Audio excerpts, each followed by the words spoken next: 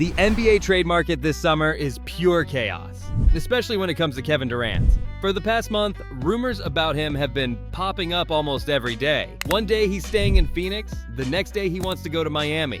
Then suddenly, the Spurs are the front runners. 2 days later, it's the Timberwolves making a big push. And through all this, complete silence from KD himself. Not a single post, no interviews, no official statements, nothing from Durant, nothing from his agent, nothing from the Suns. All we get are reports from ESPN, Yahoo, Bleacher Report, The Athletic, guys like Windhorst and Shams. And meanwhile, fans everywhere are starting to panic. In mid-May, the betting odds suddenly shifted toward the Spurs. At the time, DraftKings and FanDuel had San Antonio as the favorite to land Durant, with odds around minus 160. That meant analysts and insiders were taking the idea seriously. No one named exact trade terms, but the logic was clear. The Spurs have assets, KD respects Popovich and the Spurs culture. They've got cap space, and the idea of playing next to Wemby and mentoring him sounds really pretty intriguing. But by early June, things changed. The odds shifted again, this time toward Minnesota, going from plus 300 to minus 130. Insiders said the Timberwolves were ready to go all in with a massive offer centered around Rudy Gobert and Donte DiVincenzo. Even though Anthony Edwards is still young, the Wolves overall are an older team. It makes sense for them to push now and go all out. Their front office doesn't want to repeat the Kevin Garnett situation, when being too passive and failing to build a proper team around their star basically forced KG to leave. And Ant doesn't seem as patient as KG anyway. So yeah, the Wolves are ready to pay. And that might be the deciding factor in this whole saga. In the short list of teams KD is supposedly interested in, besides San Antonio, there's Miami and Houston. That came from Reuters, citing league sources and insiders. But let's be real. Just because those teams are on the list doesn't mean they're actually serious about trading for him. Neither of them has made a real move. There haven't been any serious talks. It's just theoretical. At first glance, it might seem like KD wanting to go to the Heat makes sense. The East is easier, the team has experience, and now that Pop is stepping back, Spoelstra might be the best coach in the league. Pat Riley, in his new 60s, hasn't forgotten how to build championship-caliber teams. But it's not that simple. Miami is at a crossroads. They either need to add another star to fit Hero and Bam's timeline, or they need to start a full rebuild. Neither of those fits Durant. Plus, they don't have the right assets for the Suns, and they don't really need to build around a 36-year-old forward with an injury history.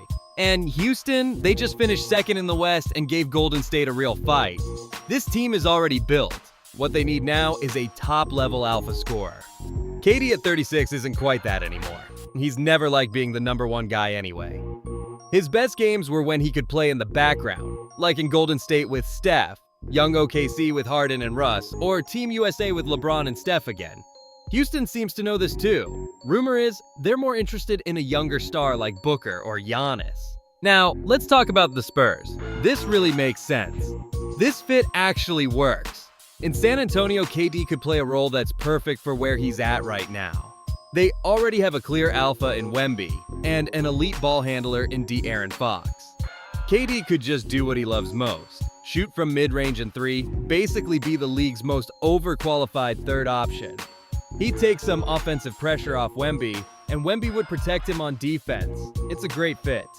KD's always respected Pop. Even back in the early 2010s, he said good things about him. He likes structure. He's said multiple times that he respects the Spurs culture. No drama. A chance to be a mentor to the future face of the league. And instead of wasting his last years on a tanking team, he gets another few playoff runs. Sounds like a perfect way to wrap up a legendary career. But here's the problem. The price. San Antonio can't afford to get into a bidding war, because if they go all in, they might kill the whole project before it even really starts. Look, if Minnesota puts a big package on the table, the Suns aren't going to be interested in Barnes and Keldon Johnson. If it becomes a tug of war, the Spurs will lose, and that's okay. The goal shouldn't be to win the trade market at any cost. The goal is to win on the court. So a deal only makes sense if the price is right. If not, walk away. So what is a reasonable price for Kevin Durant? Here's how I see it. For KD, I'm okay giving up. Devin Vassell, talented shooter, but it's getting harder to see a star path for him. I'd love to give him one more chance, but $27 million per year is too much for the role he plays now. Keldon Johnson, energetic guy, locker room leader, fan favorite. But he hasn't really developed in 3-4 years. That position needs defense, reliable shooting, and size, and Keldon struggles with all three.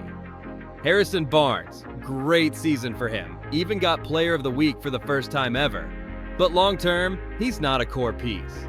14th pick in this year's draft. It's a deep draft, and you could find a nice player there. But you've got to give up something.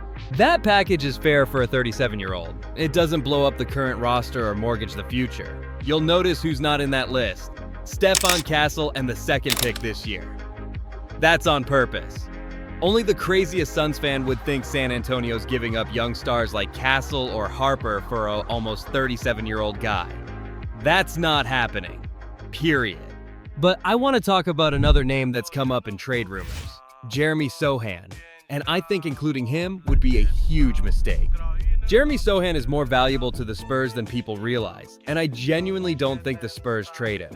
He should be untouchable, and he's earned that. Yeah, people say he doesn't have a real position, no jump shot, can't score, but Jeremy is a glue guy. He brings people together, motivates, plays hard, and does the dirty work. He can play big, handle the ball, guard anyone. He's like Draymond Green, only taller, younger, and without the locker room drama. I think Sochan's defense is really underrated. He should be on all defense radars, and I think his breakout season is coming. Soon you'll hear TV analysts saying they always believed in him and saw star potential. Of course, the obvious issue is his jumper, and he knows it. He's been working on his shot all summer. Just compare his shooting form now and before. A shot put motion last season versus a smooth release this summer. Sure, open gym shots don't always translate to NBA games, otherwise Ben Simmons would be a three-point champ. But I see the work Sochan's putting in. If he can even become an average shooter, his value goes way up. The Spurs can't trade Jeremy, not in this deal. So what's the final verdict? The Spurs are honestly the best fit for Durant. On the court, in the locker room, in terms of role. For KD, it makes total sense. And for the team, it could speed up the rebuild and get them into the playoffs right away. But the price matters. Give up too much and you're stealing from the team's future. Don't give up anything and you don't get the player. The answer is balance. If they can land KD for guys like Vassell, Keldon, Barnes, and a pick, perfect. If not, it's smarter to walk away because San Antonio has a real shot at building a dynasty. And dynasties aren't made by one flashy trade.